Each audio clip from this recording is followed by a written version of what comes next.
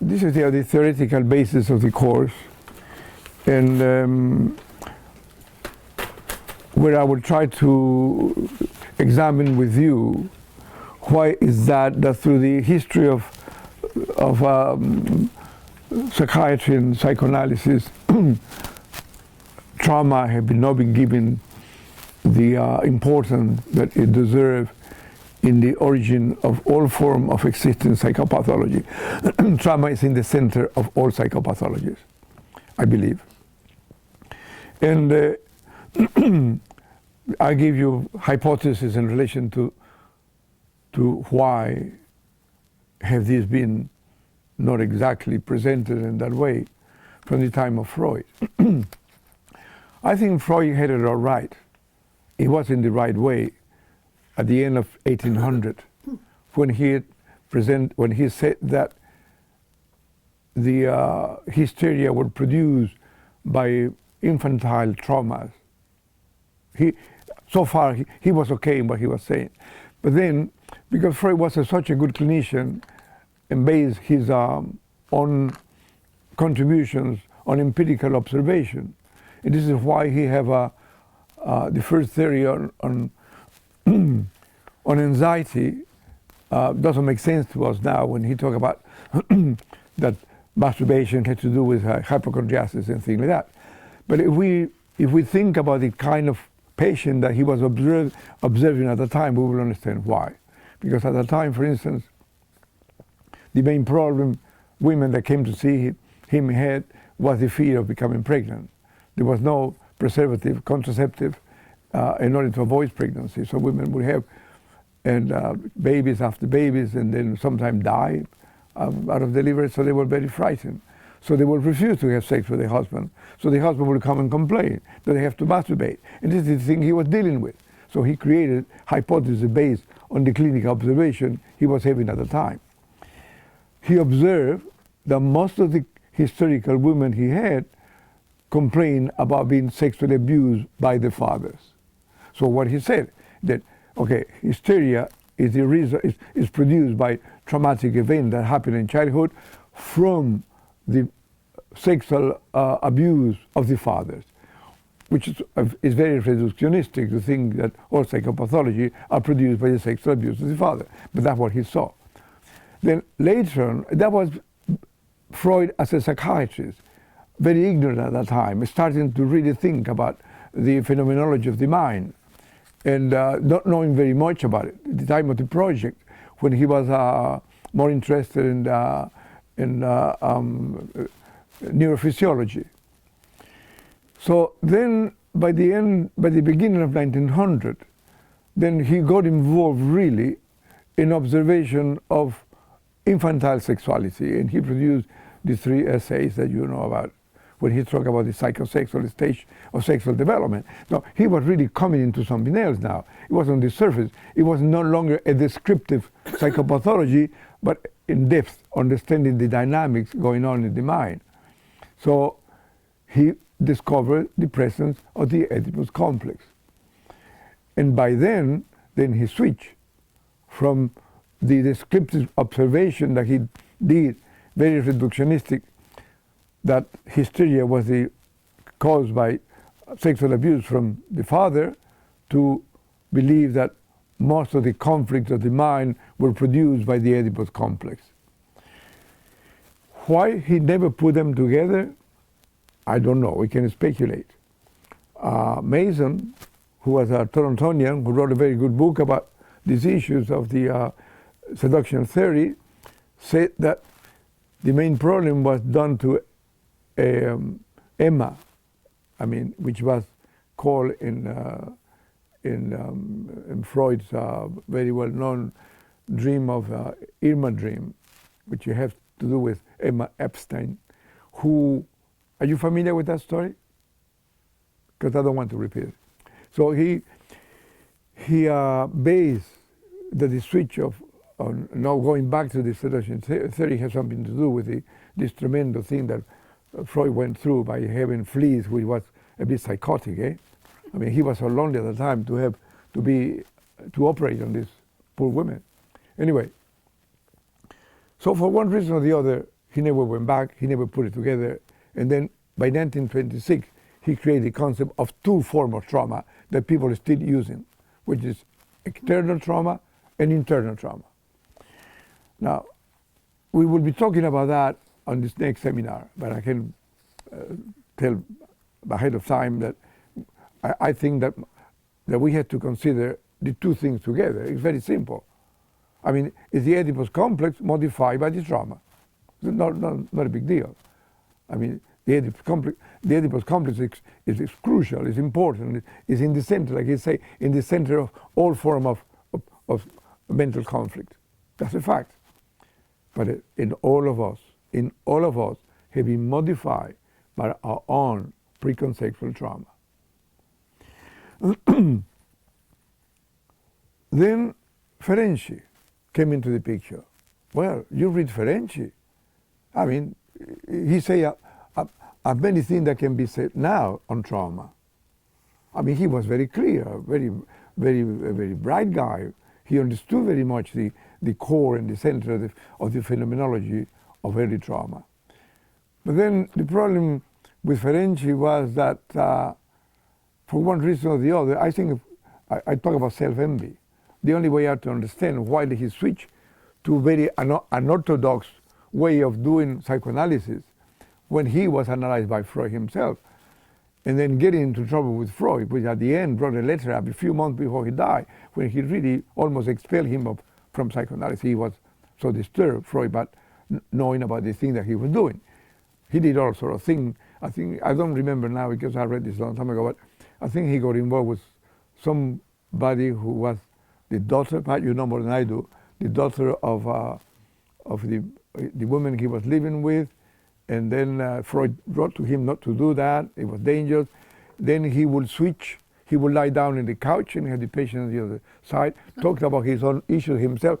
So, I mean, at that time, when Freud was struggling to make of psychoanalysis a science and move away from esoteric issues, this is why, at a given time, I think during the first Congress in Berlin, he wanted to present a paper he was going to say then, he called it the thought, what do you call it, thought transference.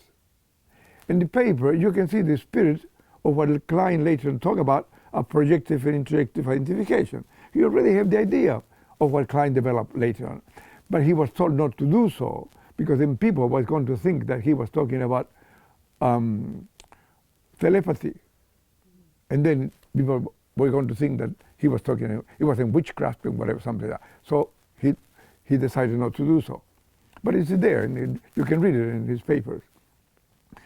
So, of course, I mean, then Ferenczi doing that, I think he really destroyed what he was doing. For instance, there is a paper written by Chasseguet-Smirgal, who you know was a very well-known French analyst.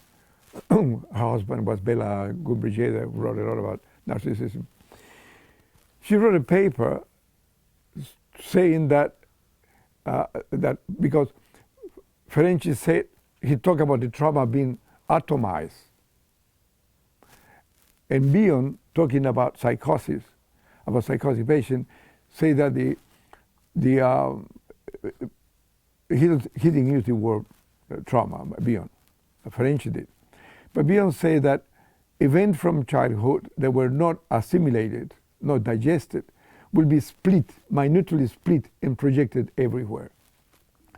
Chasseguet-Smirgal say that she doesn't want to be critical of Bion, but obviously Bion in some ways like plagiarizing, she didn't use that word either, but she in some ways was that he was plagiarizing Ferenczi concept of atomization as a trauma, but without talking about Ferenczi. And of course, Bion very often referred to somebody said, I don't know who said it, but he used it very often, saying that truth do not need a thinker. So the fact that Bion was referring to something Ferenczi said wasn't that he was plagiarizing, but that he was also observing the same phenomena. So, I mean, if we see the TN Tower in 1950, and then take a picture of it from the east side, and we take a picture from the west side, we say, oh, this picture plagiarized this. I mean, because it's concrete. When we come to more abstract things, then it is possible to think that somebody is copying from somebody else. But I think both say something which is true. But I think Ferenczi suffered from what I call self-envy, and the guy attacking himself, because he was the guy. If he would have continued developing his idea, he would have said, his paper on the confusion of tongues. Have you ever had a chance to? That was a fantastic paper, which shows a lot. But he was following the lead of Freud about sexual abuse of children. Then we have Klein. Klein never talked about trauma. Although she says something that I use myself in this seminar, which is the number of splits that take place in the paranoid schizoid position. When Klein, back in the 50s, produced her paper, her famous paper, 1954, I think, was it, or 56, on the phenomenology of positions, or the paranoid schizoid and depressive positions, everybody believed that Klein was talking about psychosis, schizophrenia. Nobody believed that she was referring to something that was ubiquitous in the mind of every existing human being. And back in the end of the 60s and the 70s, it was a tremendous fashion in psychiatry and psychoanalysis to do psychoanalysis with psychotic patients. It was something called direct analysis. And I have a little story I always repeat in this seminar. It happened to me that some people know of how I was very much into this thing of, what was it? I cannot remember the name of the guy who created that. He said that something that beyond say too, that schizophrenic patients are within some kind of a nightmare. And in order to wake them up, you have to shake them. And you shake them by giving a direct interpretation. And I was doing training at McGill at the time in psychiatry. And then I had a group, imitating Beyond group of, leader group. And then there was a patient, a psychotic patient. And then I said to the patient, I think you want to fuck your mother. He was schizophrenic. He looked at me, stood up. He was a guy bigger Jew. Held me like this and said, "You say that again, I beat you up." I said, "I promise I will not." So that was the end of my my attempt to investigate direct analysis. So, but that was the fashion. Everybody was doing psychoanalysis with schizophrenic patients. Of course, at the time was only electroshock, the only instrument that we have to deal with schizophrenia. Now, pharmacology have improved so much that we have very good medication, and nobody there anymore to do psychotherapy or psychoanalysis with schizophrenia. Anyway, but I think that was the consequence of that confusion. What is the name of it? There's a Torontonian who wrote a very good biography of Klein, but I cannot. Yeah, she talked about that issue of that confusion at that time. I mean, so of people thinking that she was referring to schizophrenia. Now, if paranoid schizoid position is a position that is present in all of us, psychotic, non-psychotic, whoever, in all minds, it means that we are born in bits. And to grow up mentally, it means to put us together. This is why I think that what is called, and I have many arguments with many people here about that, multiple personality is a consequence of iatrogenic. You know what iatrogenic? Yeah, all of you know. It's a consequence of iatrogenic intervention or production of the therapist's voyeur unconscious desire that induce in the patient a need to exhibit by providing more personalities. And the more personality they provide, more interest they get the therapist, more interest they get the therapy, more personality they provide. And then they compete. My patient have 15. Oh no, might have 20 something. Anyway, but and this is the whole culture. I know many people hate me for saying that, but this is the way I see it anyway. So this paranoid schizoid position, Klein said, there is a presence of an object, which is the breast, for the baby sucking. But then there is a moment, and it will be always there, because it's impossible not to, that the baby is hungry and the breast is not present. And Klein say, then that absence becomes a presence. So, and she gave a name. She say, the presence, the true presence of the object is a good breast. The presence of the absence is a bad breast. And so, and this is a primary splitting. But she say, if, and this is very theoretical, if the absence of the breast is prolonged and the child gets angry and the mind attacks the absence, the presence of the absence of the breast, then another breast is created, which is a breast that could be persecutory. That could, because, and this is more of Bion. Bion say that the problem that we have, all of us, is not so much in the projection, meaning to get rid of something that disturbs us, eliminating something, from our mind by projection. The main problem is not the projection. The problem is the reintrojection. Because the reintrojection come to us, come with a greater amount of toxicity. So then this is why the mechanism of projection eventually produce more anxiety, and anxiety more projection, and so on. And we will talk about that. But anyway, so that produces a third object, which is the bad persecutory, and produce anxiety, paranoid anxieties. Then the child cannot feed from a breast that is dangerous and toxic and attacking, and that the baby is attacking whatever it can, urine, feces, whatever. So in order to keep feeding and not starve, not to die from starvation, the baby create in the mind another breast, which is the idealized breast. So it doesn't feed from the good, avoid the bad, it's terrified of the bad persecutory, but will feed from the idealized. You can see that in our clinical work. When you start to work with the positive transference, and eventually you start to work with the negative transference, which is the appearance of the persecutory bad breath that is in the mind of the person. If the person projects that in us, it will interrupt therapy, because it will not feed from somebody that becomes suspicious. In order to continue coming, have to split the analyst or the therapist into a bad one and an idealized one. So he's coming to see the idealized. That's the only way they can go. Otherwise, and we will get into that, because there is a seminar that we will base on this particular issue of patients beyond call it catastrophic change. Changes sometimes could be catastrophic. Improvement could be catastrophic because it disturbs the whole equilibrium of the mind. Somebody told me, I don't know if it's true because I'm not very good in statistics, but say that divorce is very common among psychotherapists and psychoanalysts, because if the couple, one of the members of the couple got into analysis, all of the equilibrium that originally brought them together is disturbed.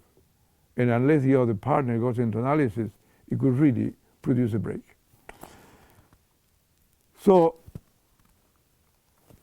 when clients say, when the paranoid schizoid move from 2 objects to 4, then we have a rigid situation. In the position of 2 objects, 2 part objects, good and bad, that is possible to move to the depressive position. It could be put together easily. And that happened because all of the things happen at the same time. It's not one or the other. There are objects in our mind that are split in 2 and can move to the depressive. There are others that are split in 4 and will not and will remain as such. Others that work through psychoanalysis, we manage to put together even the 4 and move into the depressive position. And some that would remain forever unless we contain them. So it's complicated, but you follow me. Mm-hmm. So Klein never talked about trauma, like I said, but it's implicit. When the splitting reach 4 objects, that is a trauma. I think is the radiography, is the X-rays of a trauma, is the core of a trauma. Because once they reach the position of 4, it changed from being a temporary issue to a permanent one, which is how I describe trauma. Trauma is a fact that for whatever circumstances changes from being a temporary fact to a permanent fact that remains in repeat forever. Inundate the mind, takes over. I say it's like a parasite. Then we come to Bion. Bion started with groups. And he observed, Bion started with group because at the age of 8 he was placed in a boarding school. So he grew up in groups. Then at the age of 18 he went to war. So the guy knew about groups. So as a psychiatrist he got involved in the dynamic of groups and he started to observe groups. But he wanted to apply a concept that he knew from psychoanalysis and have a distance, a neutrality, so not to intervene. So then he started to observe the dynamic of the group itself without the leader, without his presence. Something I never had the capacity to do that. I never did. I always was very much present myself, so I never had a chance to really move away and observe the historical progress of any group. So he observed that there were 2 kinds of groups. For instance, this is a working group. Meaning, in the working group where I declare myself the leader and you are the audience that is listening to, thinking that I have to say something interesting and this is why you come in and pay and whatever. So, but if I were not to say anything here and I would remain in silence, there will be a moment that things will start to appear. Somebody will complain, this and that, whatever. And if for one reason or the other you're forced to continue, then some dynamic will be formed here. A leader will appear. And this is what he observed. So he observed a group that he called scientific, he called sophisticated, or working group, which is like this. A group, a bunch of people who get together for a purpose. But if there is not a leader, then other form of groups appear with different kind of leader. He observed 3. He called it basic assumptions. And there was one of dependence, meaning where the audience agreed to depend on somebody, which is what I don't want from you in this group. I want you to participate. I don't want you to take care of me like a mother with a big breast feeding you, and you no. I want you to really be part of the group and part of what I'm saying, because I don't know if what I'm saying is true. This is the truth. So I'm just using you as to test my ideas with you to see if it makes sense. So you have to participate because you're paying for this. So he called it dependence group.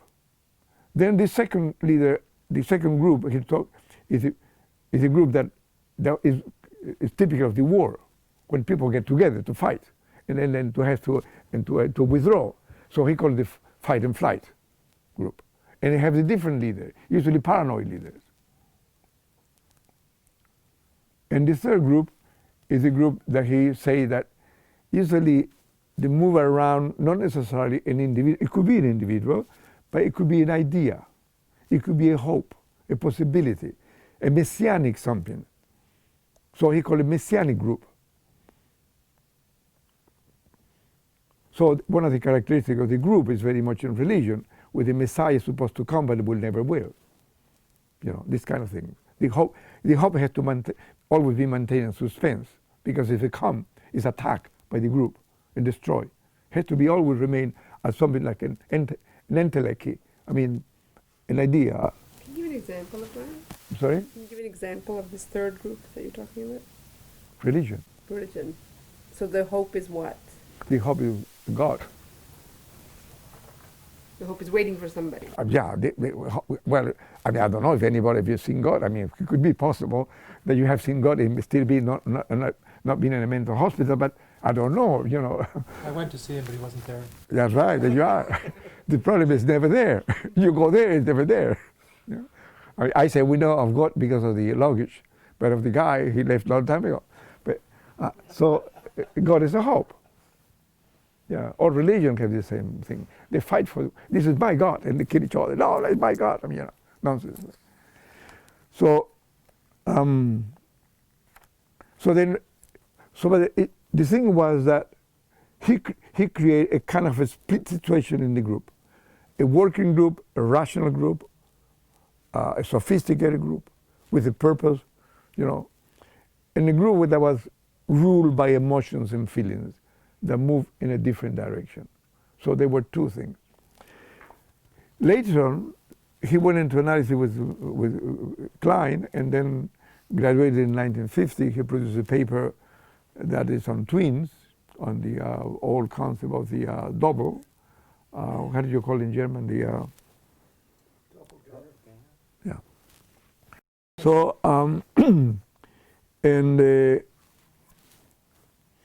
but at the end, the whole idea came back to him, and he produced a paper. But he never says so. But you can read it. You can see it there. He produced a paper which I think is crucial, central to Bion's ideas. He never say that. He produces paper just like any other paper. But I think it's a central paper. It's the psychotic and non-psychotic part of the personality.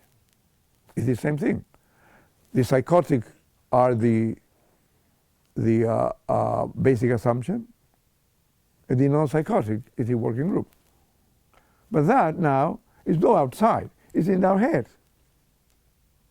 He thought, again, this is what he called psychotic, because if you read about his patients, which are in second thoughts, or the clinical work that he did, is all about psychotic patients. It's a schizophrenic patients. So he produced the psychotic part of the personality and the non-psychotic part while observing a schizophrenic, while treating, because this is back in the 60s when everybody was involved. And this is where the clinical work that he published. He mentioned others, but this is mostly the clinical work. He was asked in 1973 in Brazil, in Rio, Sao Paulo, about this paper of psychotic and non-psychotic. Why did he call it psychotic and non-psychotic? And he said something, he talked about, but at the end he said something like this. He said, well, at that time, every psychoanalyst believed that in order to graduate from psychoanalysis, he has to do some work on schizophrenic patients. He said, just as women wear heathers in their hats, psychoanalysts wore schizophrenic patients in their hair. So it was a fashion. And this is very interesting. You only say that once. Because, again, it shows you that it was perhaps the same confusion. Again, working with psychotic patients and referring to psychotic to something that might not be necessarily psychotic in the sense that we understand it, because it was a consequence of the confusion of Klein, talking about paranoid schizoid, not referring to psychotic patient, but to all existing mental. Yes, sir. I think that that idea is already expressed by Freud in analysis terminable and interminable, when he said that a normal person is only normal on the average. A normal person? That a normal person is only normal on the average, and that every person has a psychotic part and a non-psychotic part. He said that? In analysis terminable and interminable. I would like to read it. You really get it from me, please, David. I would like to see that. That's very interesting. I didn't know that about that. Yeah. But I'm not surprised. I mean, the Greeks and Freud said everything. Eh? So, so it's quite possible. But the thing about you, when you read Freud many times, you hear he's talking about normal people. I don't think that they are normal people. I think we have a normal part. And again, if we read psychotic and non-psychotic, and we apply that, and instead of saying psychotic, which is what I'm doing with the course, I'm talking about the traumatized and non-traumatized state of the personality. because I mean, make more sense to me. So there is a traumatized state that if we translate the basic assumption, we can see very easily in the psychosexual stages of development Freud talk about. Dependence is oral, fight and flight is anal, and the messianic is a genital. So, and then we can see that he was referring perhaps to point of fixation. The concept of the psychosexual stage of development are essential to understand the phenomenology of trauma, because traumatic issues that happen at the oral stage will leave oral mark in the personality, oral pathology. Those who are around the anal will leave anal things, and those about genital will have more of the messianic kind of, not messianic I would say, because it's a different thing, more genital. So then, because he never went back to these things, but I think that can be easily moved into the psychosexual stage of development and fixed into the concept of traumatized and non-traumatized states. I say that Freud talk about normal, refer to normal people, and this is, and that's perhaps the only conflictive issue. He often refer as a neurotic and normal, and I don't think there is no such a thing as a normal person, individual. I mean, we can act normal at a given moment, but all of us at a given moment we lose it and become psychotic. And then and the difference between being schizophrenic and being like us is that we lose it for a short while, and then we get it back. And the psychotic lose it, then, you know, in intensity and in time. Okay, and the time left, I tried to leave about an hour or so for questioning. Okay, so I will go now to the theoretical outline of the course that you have in the. You all got all of you got the material, eh? All of you? No. Everybody? That's because we didn't register yet. You think? We're late. We're late. No, I'm sorry. It's okay. Bad girls. Yeah. You what to do? No, I got it too. Huh? I got it. Okay. Okay. But I refer to preconceptual because it takes place when there is not a thinking mind capable of containing the traumatic fact. I call it traumatic, I mean facts that cannot be digested by a mind and remain stored in the memory in a way that it's in a particle that being referred as beta elements. Beta elements are any kind of sensory perceived facts that remain in the mind, waiting for a mind to digest them and contain them. The mind that digests them, he called it alpha function. The alpha function digests beta elements and change them into alpha elements that can be used for thinking, for creativity, because beta elements are only good for projection, projective and introjective identification. I think there are two forms of traumas. Preconceptual trauma that take place at the time when there is a mind capable of containing them, and conceptual trauma that happen when there is a mind capable of containing, but that fails. And usually fails due to three main reasons. One is a low frustration tolerance. I mean, we're talking very theoretically here. Because the trauma is so overpowering. It's a hyper container that contains the mind regardless and cannot be dealt with. And third, because there is always an interaction continuously between the present facts and the preconceptual trauma in all of us all the time. Freud referred to that as reality testing. There's a continued reality testing that tries to discriminate between our preconceptual trauma and whatever is happening here. at the moment. And of course, sometimes you can say, well, nothing to worry, nothing to be, why am I anxious? Why am I sad? Why am I depressed? You know, we are dealing with issues in our mind that we have not been able yet to contain, and that trigger automatically and unconsciously in a sort of après-coup. You know that concept, deferred action between the pre-conceptual trauma and the conceptual trauma. Conceptual trauma we know a lot because it's used in psychiatry and psychoanalysis, have a name of the syndrome. Help me with that thing. PTSD? Yeah, PTSD. So then, but I think that the meaning of the conceptual traumas is very much related to the phenomenology of the preconceptual trauma. And there was an investigation performed a few months ago about people who were at war in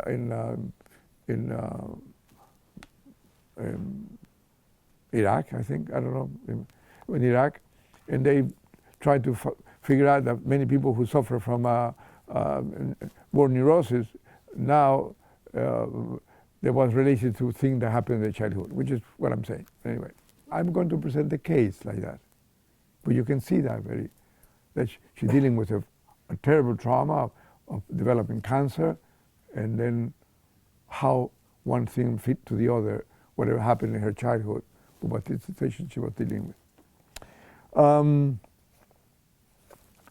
I think there is an important characteristic that of the preconceptual trauma, which is the discrepancy, tremendous discrepancy between the helplessness of a child and the power of the adults.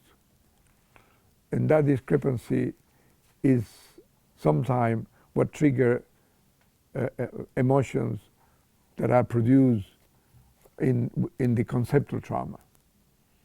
Because it's again automatically, unconsciously, that discrepancy is reproduced. And we, without being aware, we sense ourselves as a helpless children in the face of issues that we feel that automatically that we will not be able to deal with. So, preconceptual trauma, our ubiquitous experience, I think, this is no beyond, I think are present in all existing minds.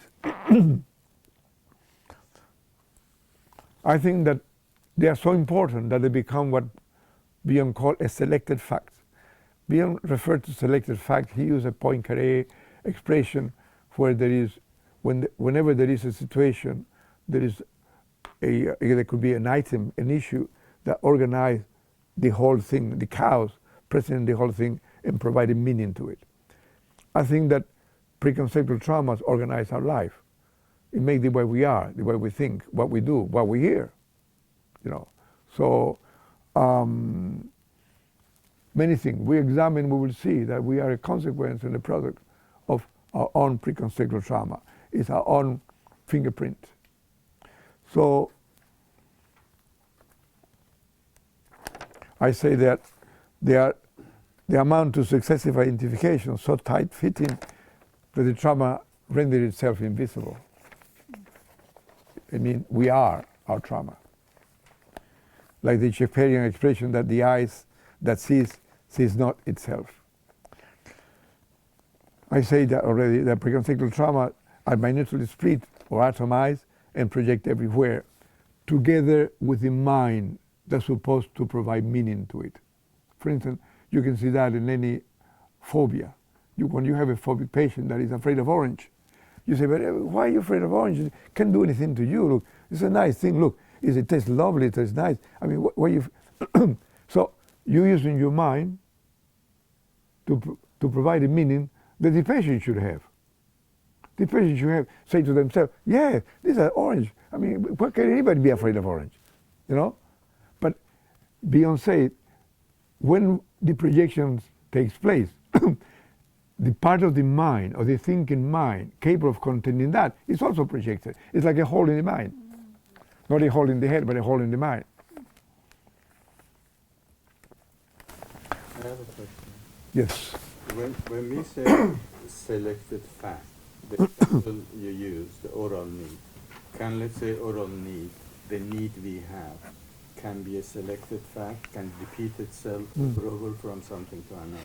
Well, I would say it depends on the stage of development that the trauma takes place. Is the oral issue dominate? Yes.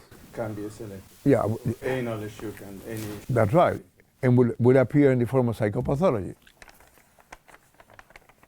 Psychopathology, symptomatology is a descriptive issue. It's not a metapsychological concept. And what happened is that at the time of Freud, nothing existed, not even psychiatry existed. The guy had to create everything, including psychopathology, and remain as such. So we talk about in dynamic psychiatry or psychoanalysis, we talk about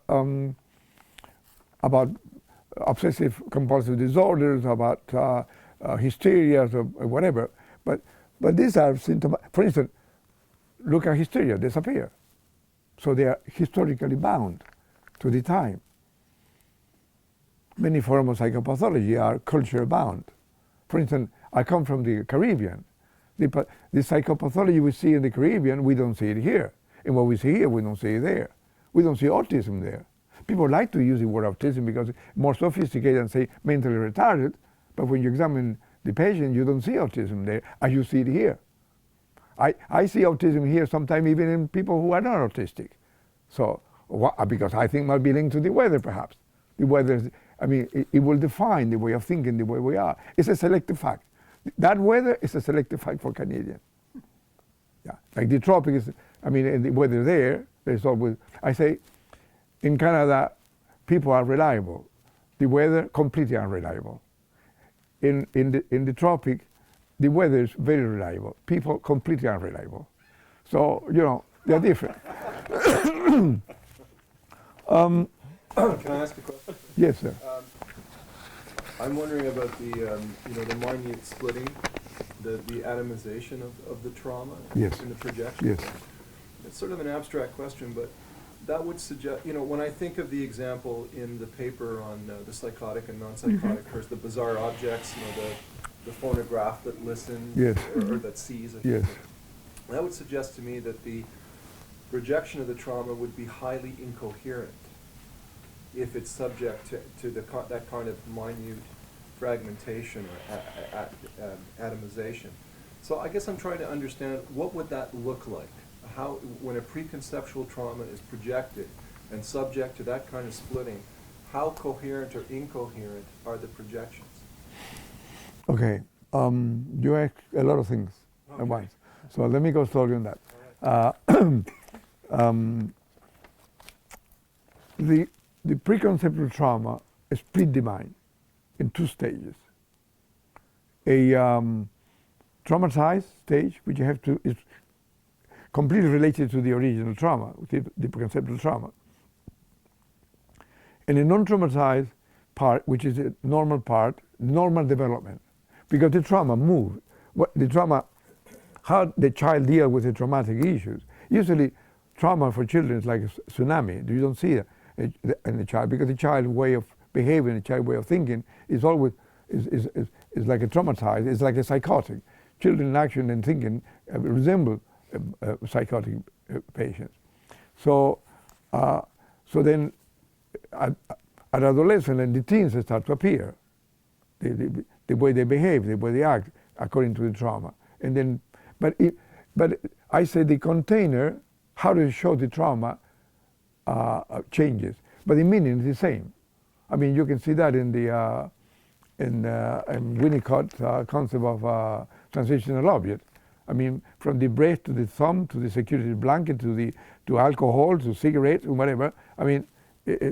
The container changes, but the meaning is always the same. It's originally the breast. So I call that homeomorphic transformation. We will go back to that too. We will present. In that paper I gave it to you, there is a good example of those things.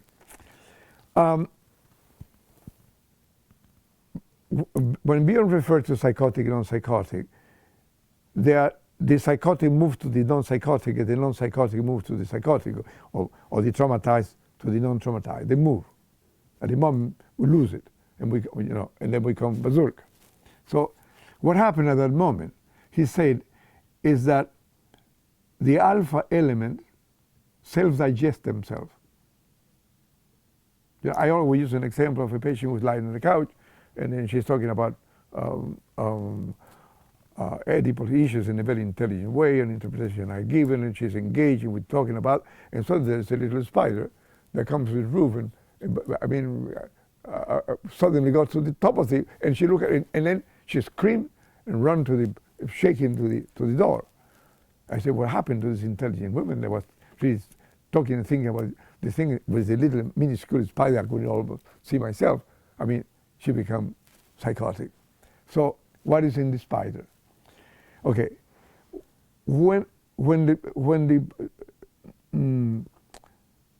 traumatized stage takes over the non-traumatized or psychotic non-psychotic, I will use more traumatized and non-traumatized. Okay, when it takes over, it's because the mind is self-digested, and it produces a bizarre object.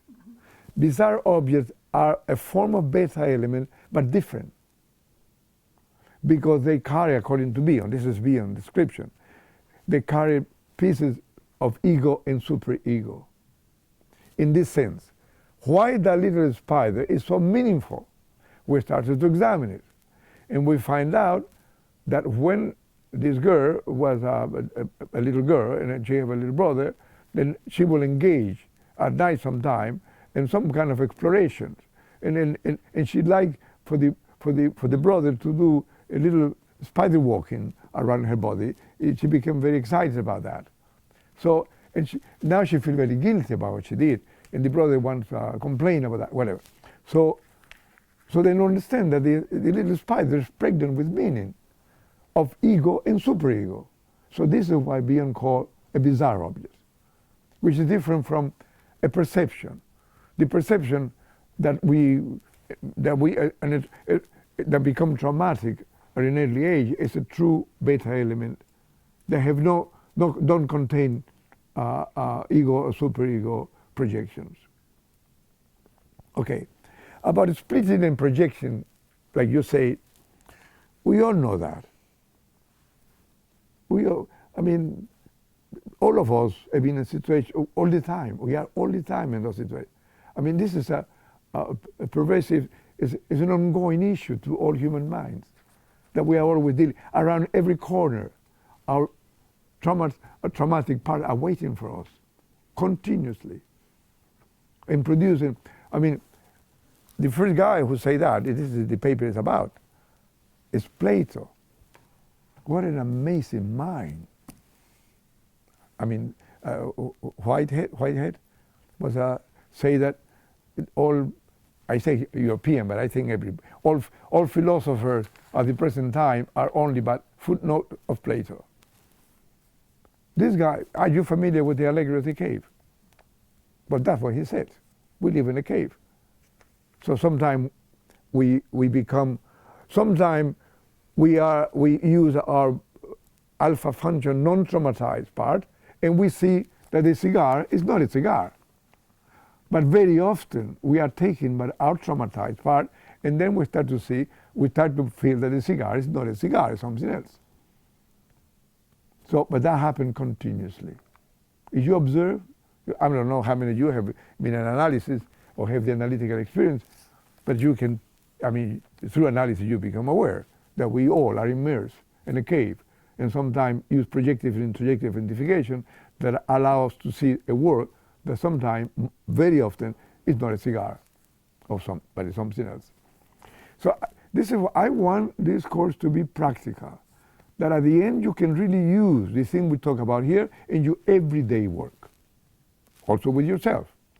I don't make no difference in the work that we do in our own analysis with the work that we do with our own patients. It's the same thing. So pre-conceptual trauma split the mind in two, a traumatized state and a non-traumatized state. So one follows dynamics related to paranoid schizoid position, and the other one to the depressive one. The non-traumatized, the depressive position, reality is not our concern as therapists. It's not our problem. It's like going to a dentist and say, doctor, I come in you to see how good teeth I have. I mean, what's he going to do with that? Our good teeth are no, our patient's good teeth are not our problem. Reality is not our problem. How did the exactly happen, the traumatic issue happen, is not our concern. Our concern is how the mind interprets that. How does the mind rate and it stays in the mind whatever happened then. We work on the trauma like peeling an onion from the present to the past. We make sense through the transference, counter-transference. Why is this happening here? Why is this patient dealing with me? How is this meaningful to the past? But we don't remain in the past. We have to come back to the present. Because the past, the problem with the traumatized state is that the past becomes present and the present becomes past. There is the time, and we will talk about that too, the time within the traumatized is circular. And this space doesn't exist because what is outside is inside, and what is inside is outside through projective and introjective identification. So collapse of space produces projective and introjective identification. And collapse of time produces what? I have a question for you. Okay. You know that. No? You don't remember? I asked you that question before. So anyway, so what does it produce? Sorry, I had a question that came out of what you were discussing, who preceded it actually, but what is it? Is it an association with a traumatic symbol that precipitates the reversal of the alpha function and the cannibalizing of the alpha function? Is that invariably the way that process is initiated?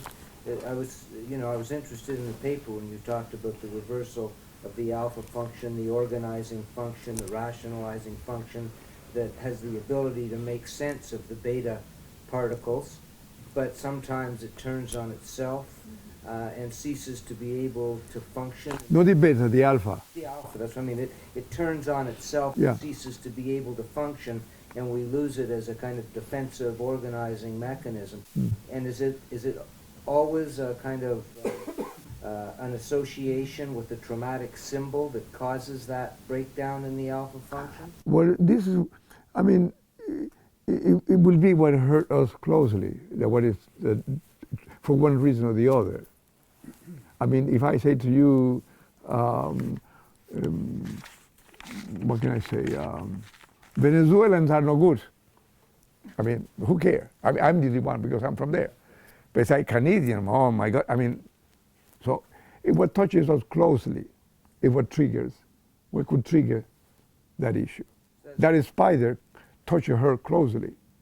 That becomes a very valuable tool for you as an analyst in interpreting what's gone on in your patient. You see the reaction to the symbol, and then you sort of deconstruct that and work back to an understanding of where the trauma came from. That's right. That's right. But there is some. That's right. But there is more to it, which was my question in relation to that, which is the collapse of time. What is the consequence of the collapse of time, or the circularity of time, in our everyday work? Transference, counter-transference. So through the transference, because the transference is a picture of what really happened, the truth. This is an amazing discovery of Freud. So the transference, we read the transference, and say, oh, look at this. So, I mean, how do we provide a meaning to this? It becomes a beta element to us as an analyst. That's a beta element to try to understand what the transference is about. And we use an alpha function.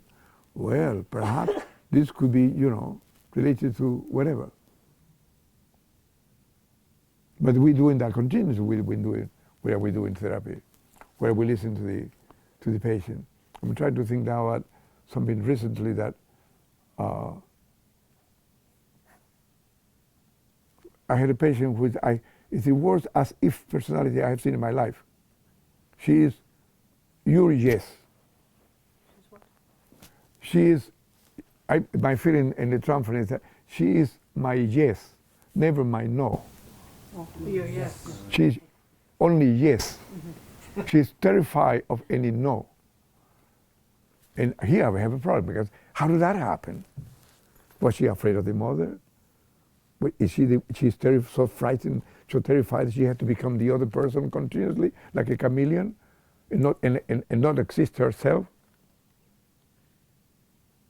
Anyway, so we read the transference in order to find out the meaning of the original trauma that produces this collapse of time that repeats forever. We will also come to that seminar.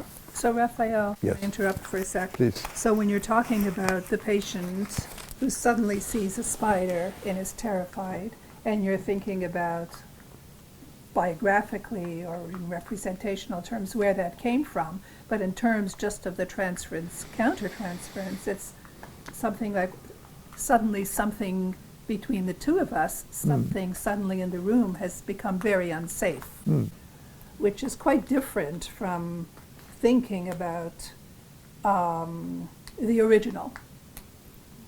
So I'm thinking that you're talking about two connected things, but they're also different for the moment. But you adding another dimension, which I agree. You can add many. Yeah, you can add many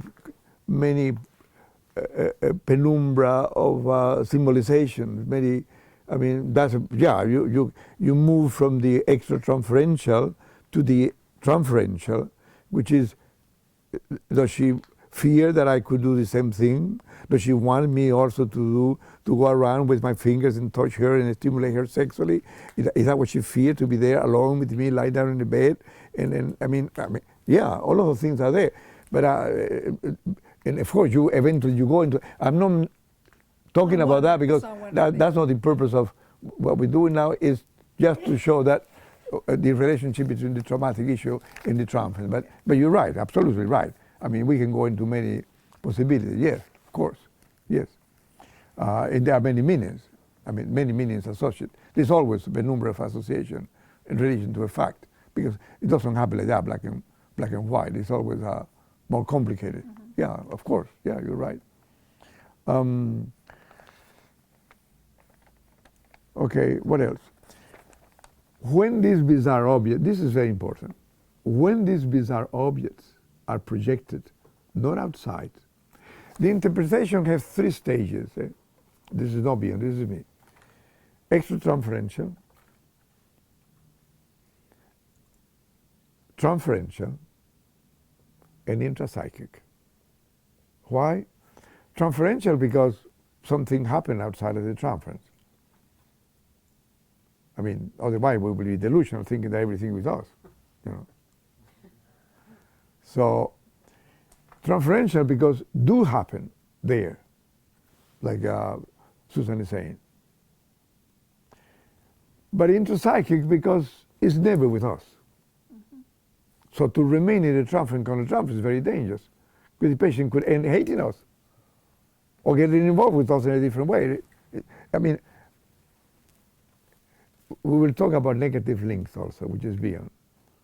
Negative link means links, emotional link, because you say that emotions is what relates us. The communication is based on emotional links in all of us, in all human beings. And then there are true links, which is positive, and false links, which are negative, negative links, which are false. So, we know that aggressive transference, negative transference is not true. We're trying to help the patient. Why the patient so angry at us? And erotic transference is not true either. Because this love, fantastic person is in love with all things that we're the greatest person in the world. It's not true at all. We're just a human guy like anybody else. So, negative transference and positive transference are not true, are lies, are based on somebody else. So, in order to deal with that, we have to say it's in the head of the patient.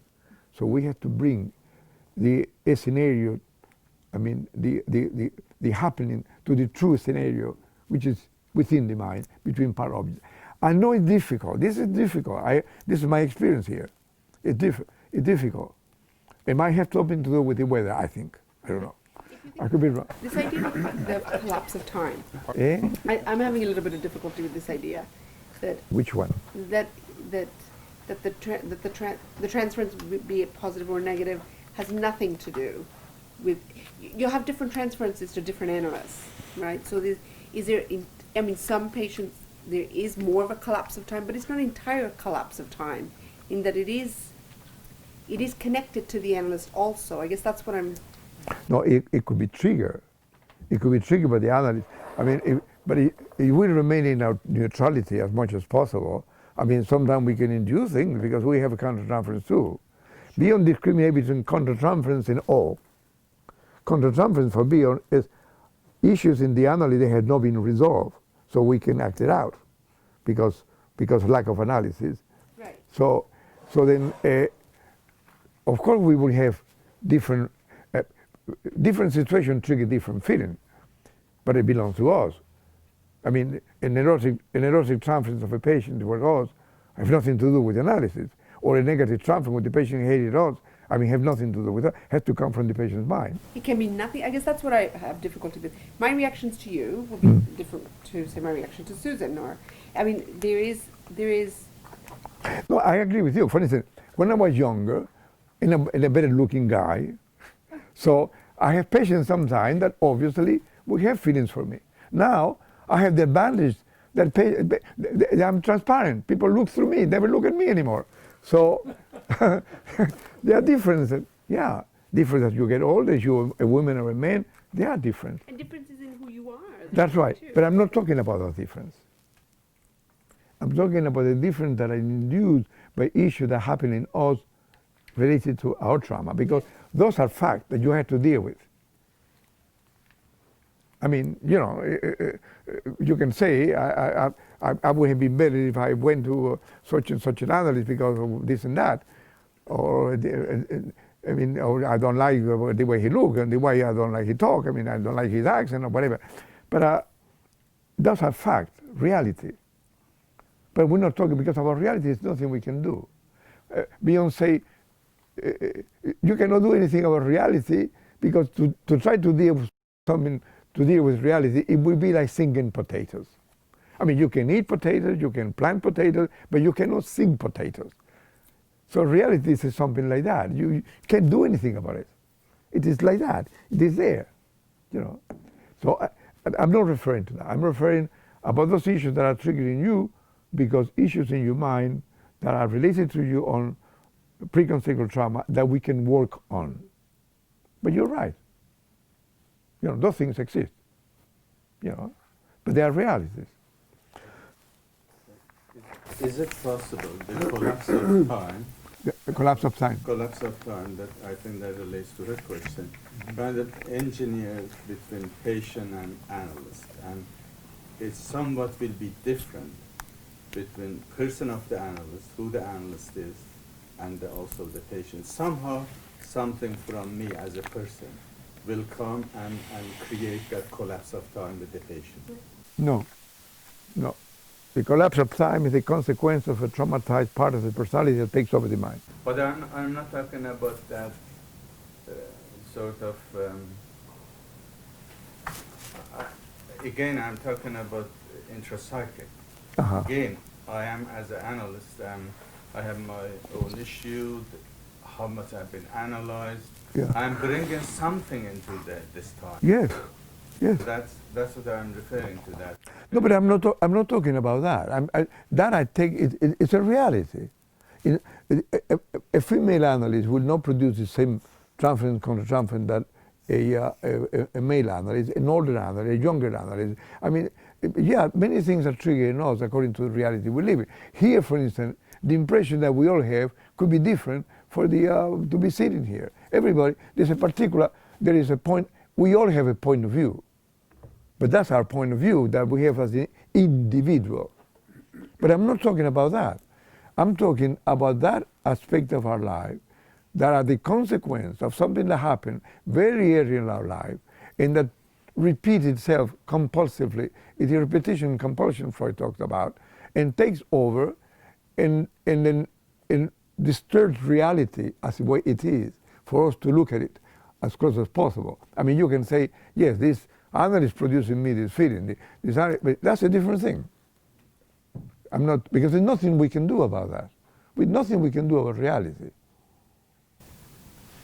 One way of looking at that is that the patient has, say, unconscious fantasies.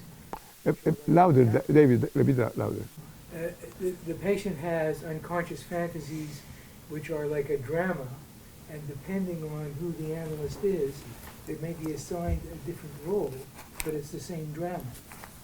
The same person can go, say, to an older male analyst, and they might be, say, the Oedipal father. They went to an attractive, it's a man, went to an attractive female analyst, it might be the seductive mother. But it's the same drama. Yeah, that's right. Absolutely.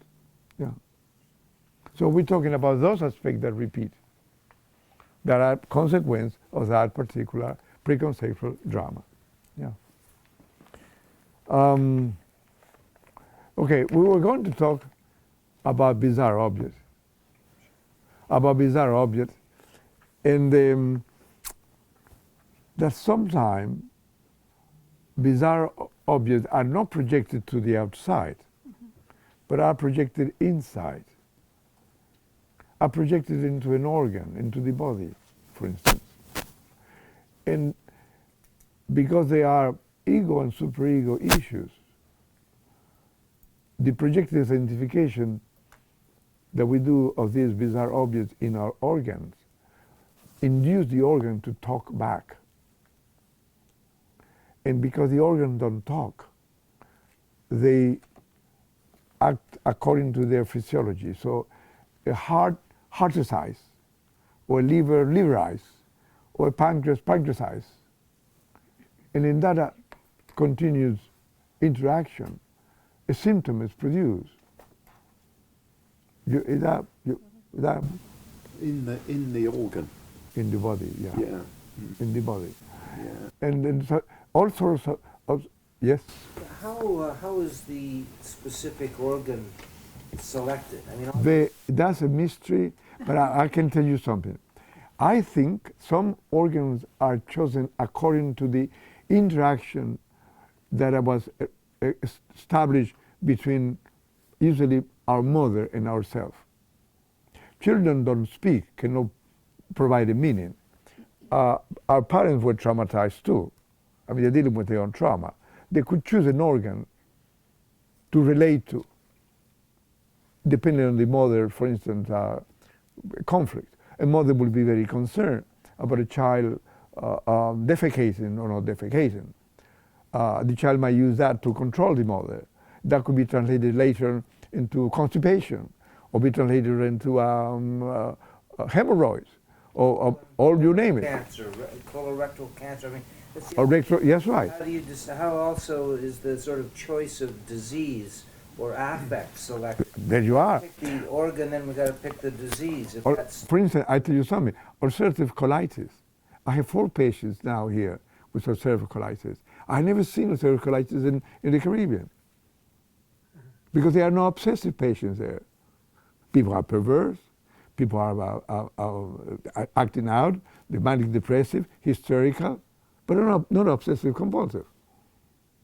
Whenever you see an obsessive, dismantling, for instance, the males will talk about. It's a form of defense. Are you familiar with that? The what? Dismantling. No?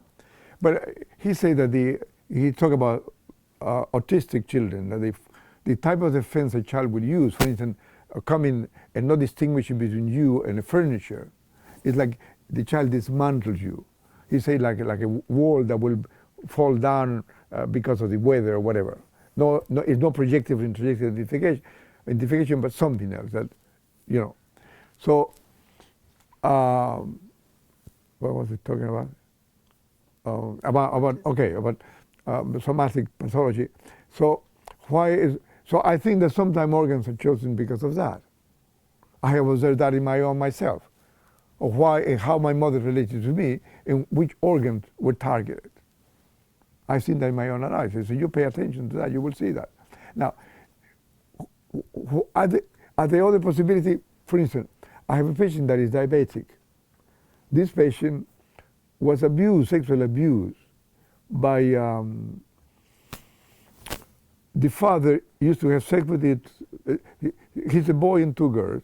The father used to have sex with the older girl and coming from the father's bedroom, she will go to his room and then sex with him when it started when he was about 10 or 11. So, and that's a terrible secret. The only other person beside him and his sister that knows that is me. He cannot get rid of me. He tried to. I mean, he'd been with me for about 10 years. I mean, you know, but he will really stay away for 2 weeks and come back again. And I know, I say that to him, that the only thing that keep him coming to see me is that secret, that he cannot digest. So I had the feeling that he's diabetic because of that. There is something that it is impossible for him to digest. It's so painful. And I sense that in the conference, because it's always very difficult for me to talk about that to him. I always, whenever I have to mention that, I feel I'm accusing him, courting him, doing something, raping him, something like that. So, is it diabetic always like that? I don't know. But it seemed to me, because the pancreas is an organ that really changes everything into sugar, make it be assimilated, that something that cannot be assimilated, I mean, could it produce a diabetes? I don't know. But it's important to explore, because if they are genetic bound, I mean, there's nothing we can do. Nothing we can do about reality. But if they are related to mind issues, we could work on it. I know people prefer sometimes to have cancer than to think that, I mean, that the cancer is produced by gene, instead of thinking that the cancer is produced by the mind, because then there is a possibility. But, you know, but disease produces a certain sense of failure and shame. You know, so there is a kind of superhero in all of us, you know, doesn't suffer anything, they have no disease, I mean, no, whatever. Anyway,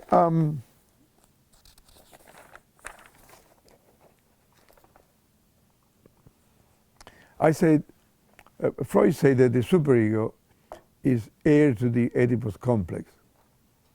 But I say is heir to the Oedipus complex that is always being modified by the pre-conceptual trauma. Bion has an equation. He used a letter, I don't remember which letter he used. An X, but X as the Greek letter. Say letter A and X. With the letter A, for instance, the Oedipus represent the characters, always the same. The father, the mother, the child, the mother's bed, and the crossroad. Okay? So it's 5 elements in our drama. But the bed of the mother, the father, the way they act, and the crossroad are different for all of us. Why? Because it's always being modified by the trauma. So this is the X. This is why I say, Bion referred to trauma most of the time, but never mentioned the word. He say, for instance, that he referring to Freud saying that psychoanalysis in some ways was like an archaeological investigation, trying to investigate things ruined from the past. He said, yes, beyond that, it is true, but it's investigating ruins from the past that are expression of a horrible drama, catastrophe, he said, that it's very hard to bring back to quiescence. Yes, he uses of expression. So that he's talking about trauma again. You know, you talk about the negative links that communicate with parts, the positive links that communicate with the whole, and I was wondering if you could, you know, expand on how those negative and positive links operate, and whether it's possible to transition from negative to positive or positive to negative. Okay. We will have a special seminar on links, because link is a very important issue. But we can say a bit about. Beyond talk about positive link, he never mentioned negative link, but there are 3 links. Hate, but he named H, love, that he named L, and knowledge, which is K. he talked about the positive link, positive love, positive hate, positive knowledge, but very little about negative one, but for knowledge that he expanded a bit more, but nothing about minus love and minus hate. So I figured out myself that really negative link refers to false emotions and positive refer to true emotions. For instance, when our traumatized parents related to us because of their own trauma and traumatize us, create an emotion that in some ways is false too. Might not be real when our parents have expectation of us to do this or to do that, or demand according to their own idiosyncrasy, and traumatize us, they were using false link because they might not belong to a child. Our mother, for instance, would talk to a child as the child were to be an adult. Ferenczi talked about the wise baby. And I think he referred to a universal phenomena. We all carry within ourselves a delusion, the delusion of finding a rescuer who's going to save us. The image of the superego, the Superman, the Spider-Man, or whatever. Children love that, this image. And some parents use the child to be born. They name it, they give. In Spanish, for instance, it's very common, Jesus. It's not common in English, but it's very common. Or Moses, or David, or whatever. So, for instance, my name is Rafael. My father was not very good artist, but he was an artist in his hometown. So he called me Rafael. Do you imagine what he called my brother? Michelangelo. So he had this delusional fantasy that we were going to be fantastic. I had to go into psychoanalysis to move away from that. Could you imagine? So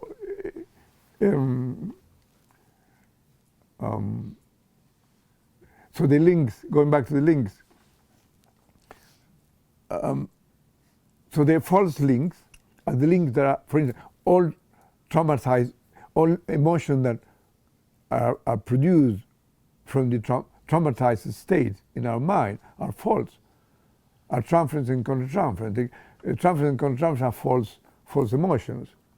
I mean, intellectualization is the best example of a negative case, of a false knowledge. When the patient uses, yesterday somebody was doing bringing a session from a patient, and the patient started to talk about the difference between Orthodox Church and the Catholic Church and this and the Pope and whatever. And then the analyst, then I started to talk to the patient about things that the Greeks say. I say, well, I think you're bullshitting both of you because, you're not talking really about the things that they are. He's really talking about, intellectual thing, and it's producing a projective identification analysis and inducing the analyst to talk the same way, or it will be rejected or something like that. So this is being referred to that, to a reversion of perspective, because each have a different perspective. He's talking about something, she's talking about something else, but they're not communicating. So the whole interaction is based on false links, negative K. To think in order not to think. To know in order not to know, as a defense.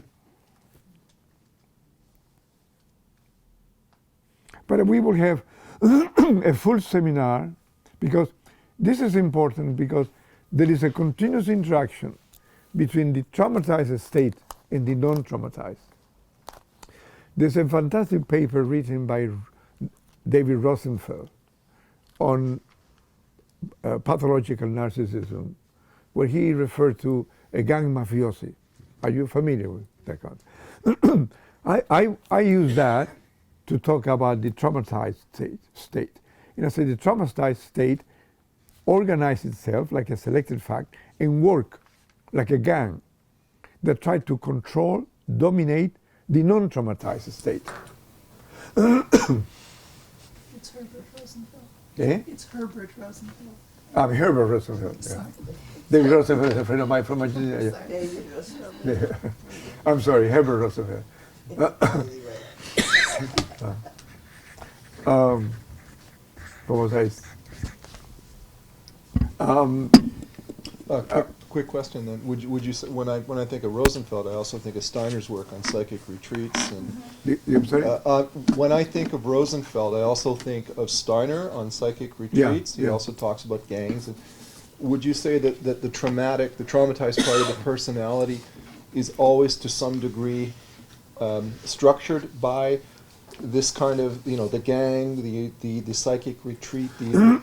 Yeah, what I was going to say, there is communication between the traumatized. The traumatized part convinces it, will control, will overpower, will seduce, will dominate, threaten the non-traumatized, in order not to give up the same standards of interacting with reality through the traumatized state. Do I make myself clear? No?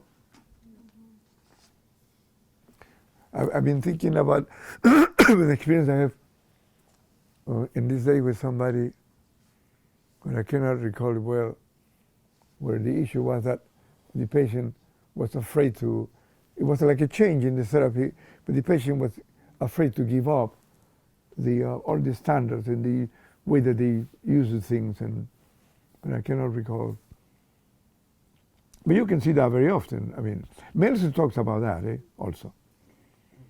In the sexual state of the mind, he refers about the interaction between part objects. But I'm using that to talk about the interaction between the traumatized and non-traumatized state. How does the traumatized state try to impose and control the non-traumatized and present itself as the best way to deal into, even if it is not.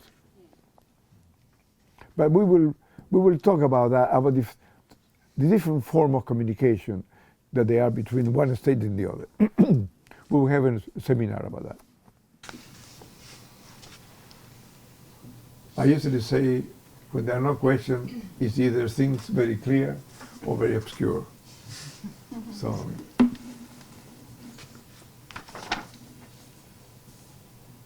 because to discuss about the mind being split between two elements, I think it's, for me, is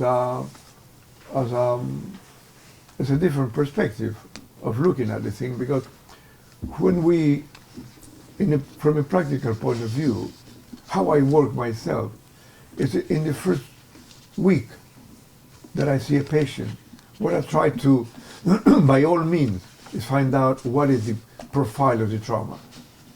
How do you do that? I do that through transference, through questioning, through standard. For instance, there are these different stages psychosexual development. What happened in them?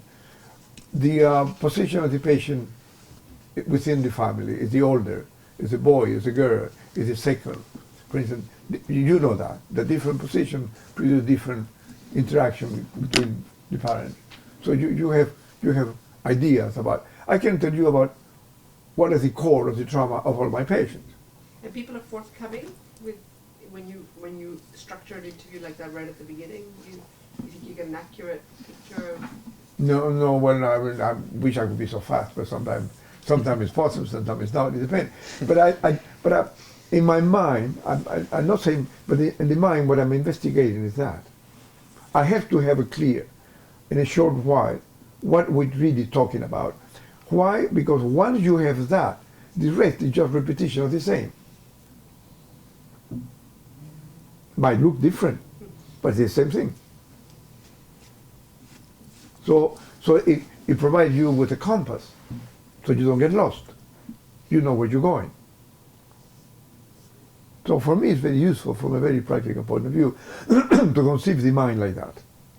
I would imagine, though, that events in someone's life that are going to capture some of these more traumatic experiences are exactly what the patient won't want to talk about at the beginning. The patient don't talk about it, is continually talking about it. Right. I say to the patient that our work is difficult because, he doesn't or she doesn't want to remember she was there or he was there, but doesn't want to remember. And I want to remember, but I wasn't there. So then how we communicate in a state that is hard to, yeah. So, but you can start to see that less the patient talk about it, more the patient talk about it. The less the, okay. Because for one thing is this, if we say that Freud, like quoting Fairbairn, that Freud psychologist, a psychologist of impulses, I would say Klein is a psychologist of affects. Klein add to Freud the concept of affect within the position. Freud say, for instance, that to change some fact from consciousness from unconscious to consciousness is to change it from a thing is to name it, is to the word, from a thing to the word. But this is a very cognitive approach and left out all the emotion that Klein introduced by talking about the positions. And I would say that Bion is a psychology of what? Another question for you. Intuition. Of intuition. Bion, for instance, Bion explained Bion have his papers are produced in the book called the first book that he produced was a group. Then he had the second thought, which is a collection of papers that he reviewed afterward, up to a point, because he told his wife, who was demanding for him to review the book, he said, "You are forcing me to review my own vomits." So he stopped doing it. So you can read it and you can see that when you see his review, this is what it's called second thought. He got up to a point and then the rest of the paper he doesn't review. Then are the fourth books that he has, which is the center of his of his theory, which is learning from experience, elements of psychoanalysis, transformation, and attention and interpretation. Then he wrote a crazy book, but it's a summary of everything that he didn't clarify in the other four books, which is Memory of the Future. Very difficult to read. It's a book like that. I don't know if you have tried to. It's interesting. But for me it was very useful because I wrote a dictionary and there were many things that I found not very clear. But when I went in that book, I said, oh my God, this is what he wanted to say. So I had to correct many things that I thought because what he said in that book. So, but the first three books, the first two books mostly, Elements of Psychoanalysis, is a book dedicated to the greed. Greed? I never can pronounce it properly, so greed. Anyway. He wanted to mathematize the mind. And he used Freud's paper on, what is the name? I cannot recall now. The mental functioning, the two principles of mental functioning. He copied that paper in order to fabricate the grid. And the grid is like, have the diachronical and synchronical horizontal axis and the vertical of diachronical axis. And the synchronical is the mind with attention, lies, and action and whatever. And then the vertical one is the transformation of thinking through the mind, which is from a beta element to alpha element to preconception, conception, concept, and so on. So he dedicated all the book of Elements of Psychoanalysis totally to that, all the Learning from Experience. Learning from Experience is a book which is very important because Bion say many things implicit that takes very time to really understand what he wanted to say. He never say anything directly against Freud or against Klein. But you can see things there. For instance, the main problem of Freud, Meltzer say the main problem of the bad influence Freud had was one for being originally involved in neurophysiology, then the influence by the physics of the time which was the steam engine, and then the Darwin. There was and of course I added a fourth one, which is his tremendous interest to change psychoanalysis from esoteric conception of the mind to a science. And this is why he got involved in physics in that time. Klein is more intuitively, more Einsteinian oriented. And this is the basic difference between Freud and Klein and beyond. Because for Freud, we had drive, intent, impulses that will protect the object.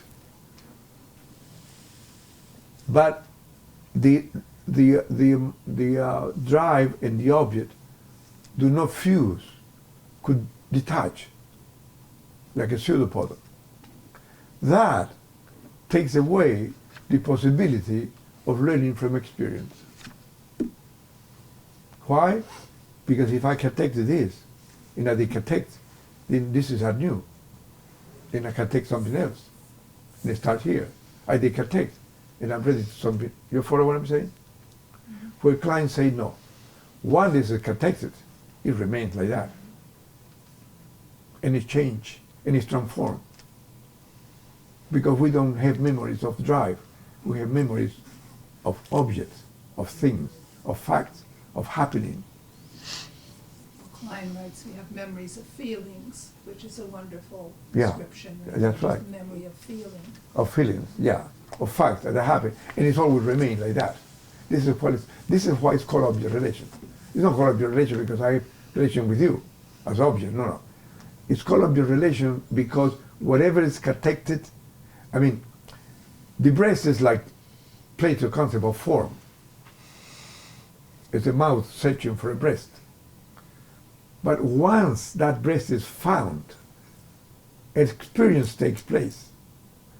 And when the second experience happens, that second experience takes over the first one and it accumulates and it continues learning from experience that it continuously changes. This is why a trauma takes place. So secondary narcissism, as you remember well, when the object is given up and invests in the ego, is not possible, doesn't exist. The only thing that exists is primary narcissism, meaning space confusion between the inside and the outside. No boundaries. What is inside is outside, what is inside is inside. So all forms of psychopathology are narcissistic. Narcissistic personality is a descriptive thing. Why?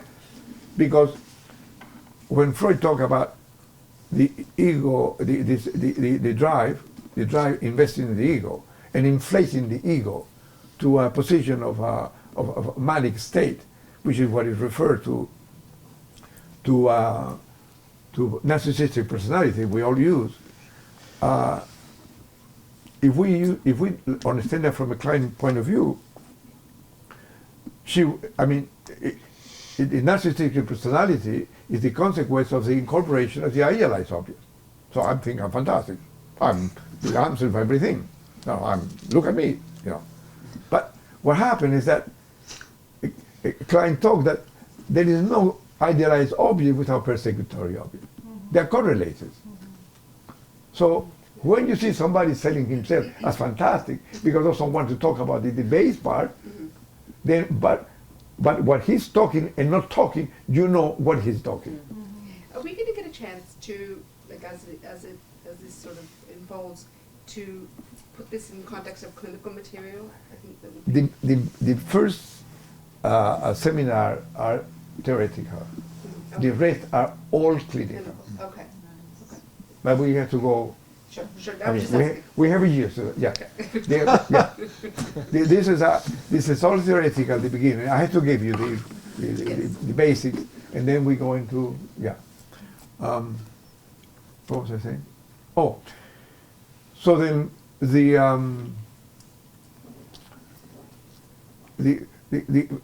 what we see and what is described as narcissistic personality is the incorporation of the ideal object. But that's a defense for the projection of the base object. And when that fails, then you have a bipolar thing. You know?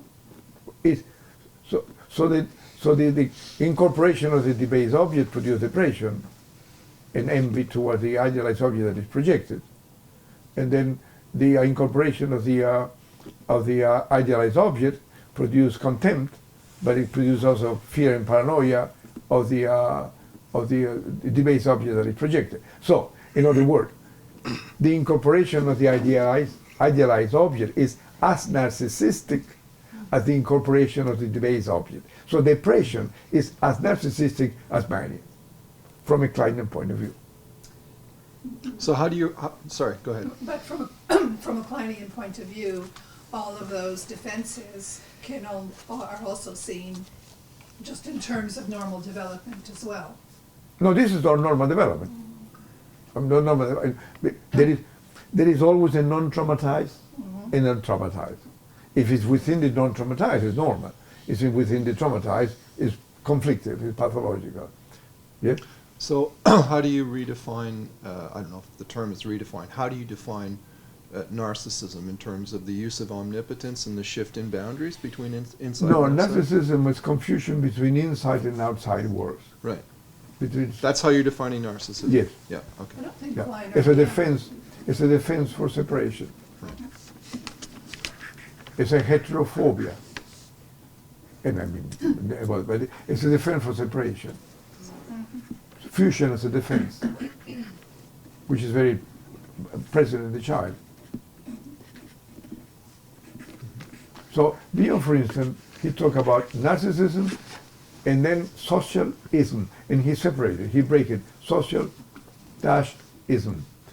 just to show the separation, the difference between socialism, the presence of the other, are different from us, which in narcissism is only one. You are my projection and my introjection, so, you know. So that's where you're objecting to secondary narcissism. You're saying it's not secondary, it's fusion. Secondary narcissism is not possible because you cannot break away from the object. Right. Right. So this is, I say, Klein was Einsteinian because Einstein say the mass and energy are the same, so the object and the impulse are the same. So you have to think in ways of mental representation of objects in the mind, within the mind, that interact also. What was I talking about that?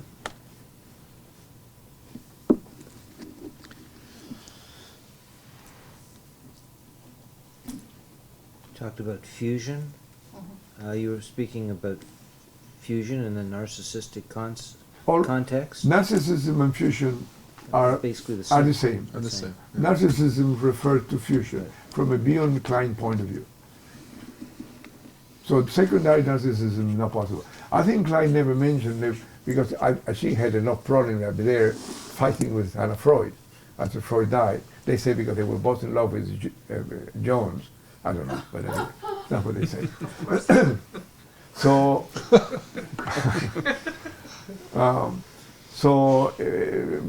but it's obviously that is there, and Klein is very. You read Klein, the problem is there, and the secondary narcissism is very bad. Harald Siegel wrote a paper back in the 80s, which he tried to explain it, but I don't think it was really so good, and it was more to accommodate the thing. But I say secondary narcissism is not possible, from a Kleinian point of view, from a Bion point of view. That's partly because there's a different definition of narcissism from some other definitions.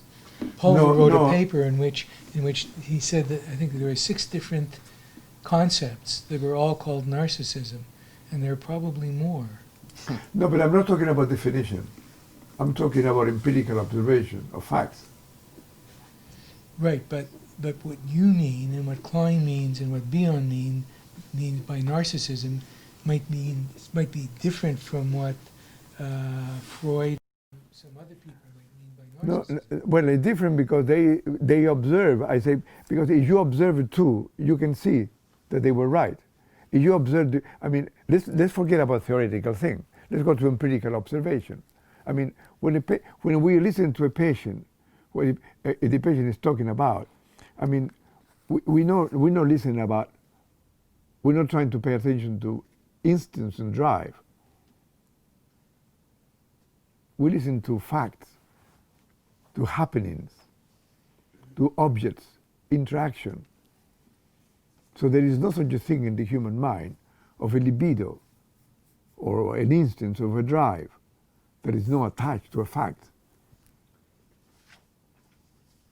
It's not an intellect key lost in the mind. I mean, like you might see, and in animals, I mean, sometimes you wonder also, but we don't know because we don't speak the language to know exactly what it meaning. But there is an email that a YouTube that we saw together of an elephant bringing back to life a baby that is born dead. You were amazed how to put that. I mean, the elephant, as far as I know, didn't have any training in resuscitation, but it's amazing. But it's amazing how, but it's out there. You can put it, you can read it. You write down YouTube, elephant birth Bali, Bali, you will see it, and it's an amazing thing. So no, it's not. I want to really insist on that. Let's go to empirical observation. Forget about theoretical issues. If you don't prove it, you don't see it, it doesn't work for you. You have to see it in your everyday work. If what I'm telling you, you don't see it, talk to me. I mean, because I could be wrong. I don't want to be theoretical here. So I don't want to go from definition of, I mean, like a religion, a Declinian and the Freud. No. The mind is only one. We might see it from different perspectives, but it's always one. Right, that's just it. The different perspectives involve different ways of carving up the world, calling things by somewhat different names. Yeah, but you see, this is the problem, because we're dealing with very abstract things. So it's very easy, for instance, and I have seen that very often, of people thinking of the mind in analysis and psychotherapy in a similar way as you see religion. And they are the Protestant and the Jewish and the Christian and whatever. So, and then the clients and the Freudian and no. I mean, we don't talk about here about Aristotelian physics, that the earth is the center of the world and the sun is going around. We don't talk about that. I mean, we know we talk in a different way. We're talking about Copernican way, that the earth, the sun is the center and the earth goes around the sun. So there is a progress in the study of the mind. We cannot take away the diachronicity. I mean, psychoanalysis is a science, but it's a science attached to an organ that cannot be concrete like the liver. I mean, if our mind were to be like our liver, we will be in the cave still. Because all humanity has progressed because the mind is open. So we cannot study the mind with the same instrument that we study the liver. But the study of the mind is a science. Abstract, but it's a science. But at the same time, you're still looking at it through your lens. You know, you could say, and I agree with you, you know, we have the evidence and we're trying to look at it and follow it in the session or in ourselves. But you're still following it through you and whatever you are. What you say, for example, could be exactly what Joshua Levy would say, sitting beside you. And he would say something very different.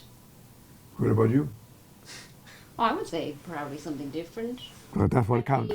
Probably a little more in line with the... That's what counts. Right?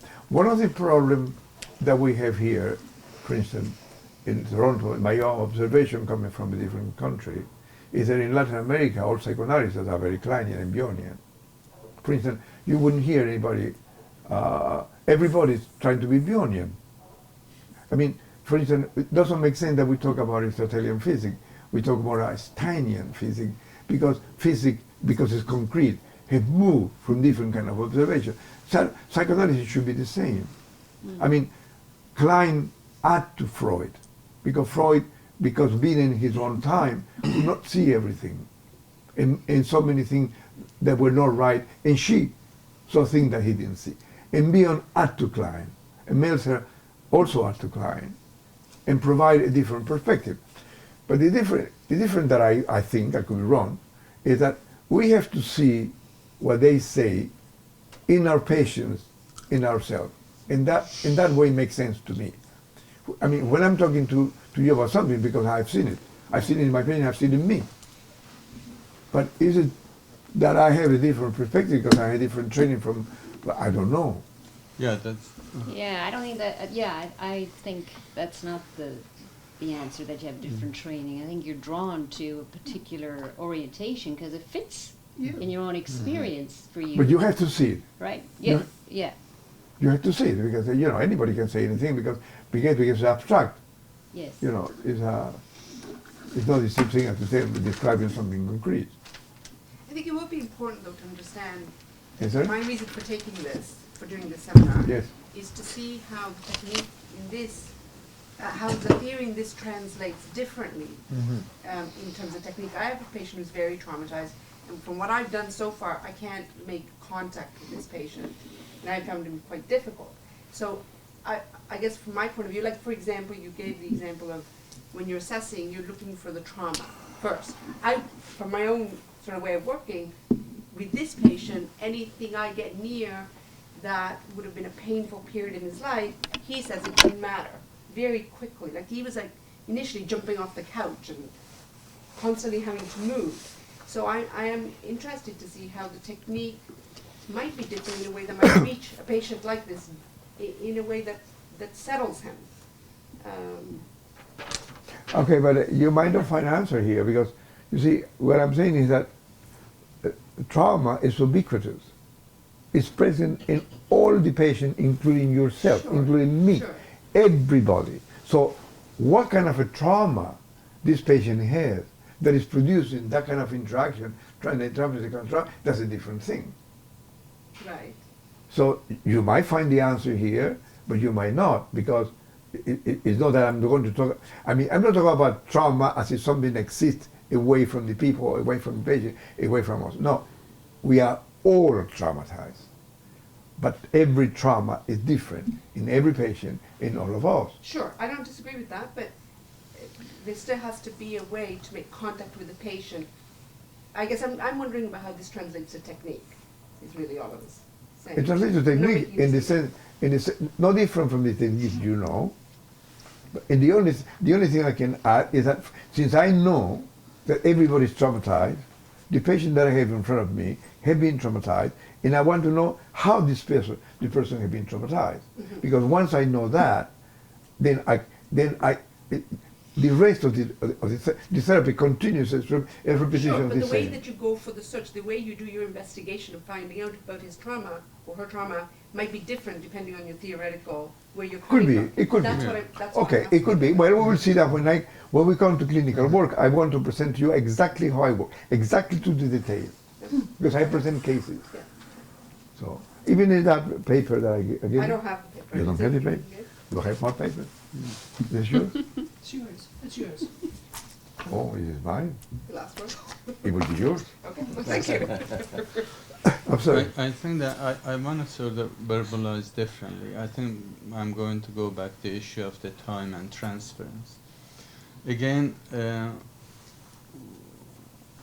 we can analyze as an analyst as far as we have gone in our own personal analysis. And also we sit with the patient with different lens, yeah, as you are talking, what kind of lens that we are looking and examining the mind that kind of you describing here, or just something that is obvious. But I think that difference is different way of using different lens and also will create different things. Yes. I think that's what Yes. we are discussing. Yes. That's the Yeah. best I can. Thank you very much. I agree. Yeah. Yeah. So, you want a question? No? Any more questions? So then we will be back in next month, April. April 6th. So please do read the material. Please do have questions, and let's discuss it and argue about it, because that is the main purpose. That's our next meeting? No, that's not the next Or one. that's a discussion? But it will be very often, most of the reading, I will refer to that. Everybody got their charts ready. My name's Keith.